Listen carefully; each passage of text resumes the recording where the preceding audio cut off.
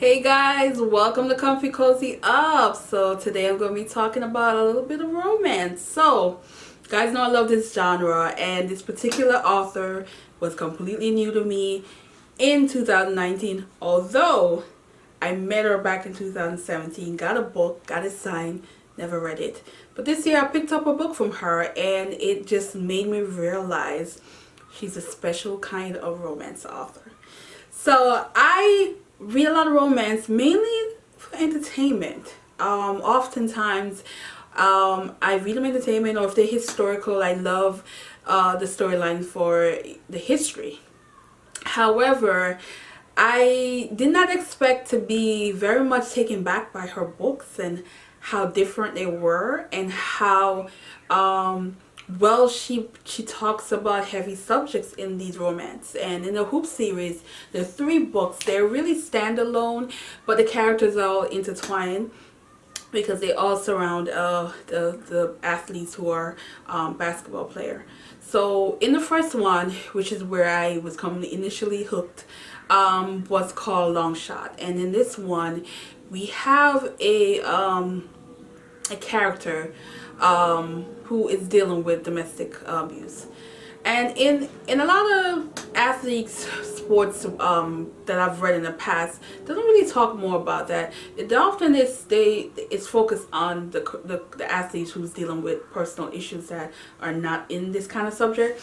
But what I thought was interesting is that she talks about the good, bad, and the ugly of the fame, and how some women who volunteered and sometimes manipulate their way into these athletes' life, and things happen that they didn't expect, and how when they now are victims of certain abuse, they can't really say what they want. They can't even come out and speak their truth because they're looked at as gold diggers, as opportunists, and all these negative things. And in this story, although the character did not volunteer for this, she's in a world where she's going to deal with the consequence of a athlete who's a star and who is very abusive and have many ways to manipulate the situation.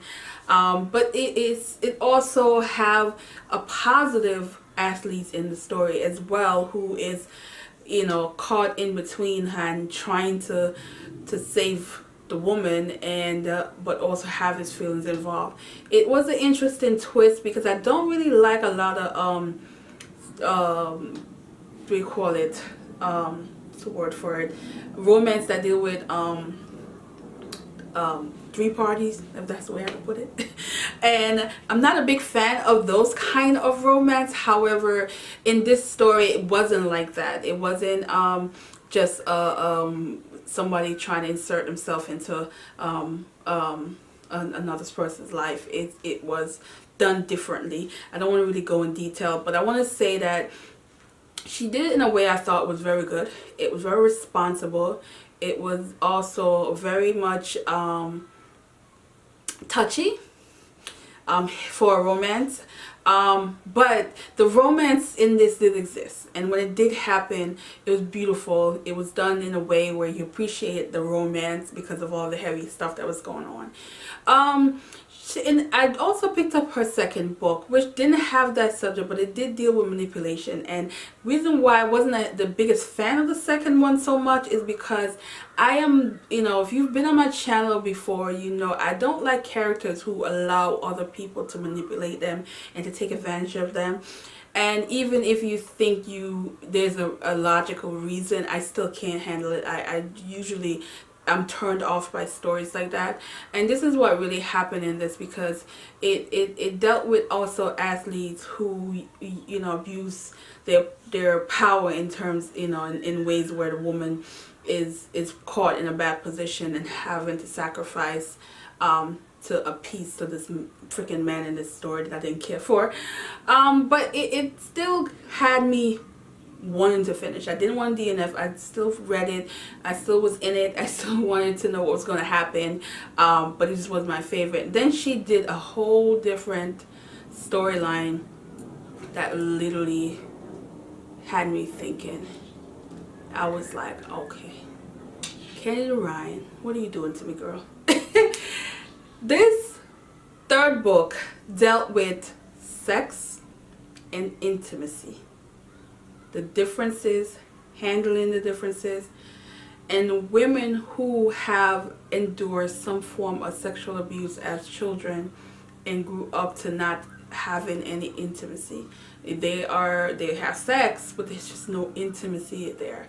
And I like that she talks about that, because there's a lot of people who don't know there is a difference between sex and intimacy. And she handled it in a way in this story that was beautiful. The references to King Solomon, and the scripture lines that was just so poetic and was so meaningful in this story. I was just, gosh, and I was like, oh, this is so beautiful. The writing in this, like the way she just incorporate all that into such a tough subject, and in this talking about intimacy. And romance is so beautiful when intimacy is in the picture, and a lot of people, I feel like, don't understand that part, and she captured this in this storyline that I was just like, oh, well done, well done. It is heavy.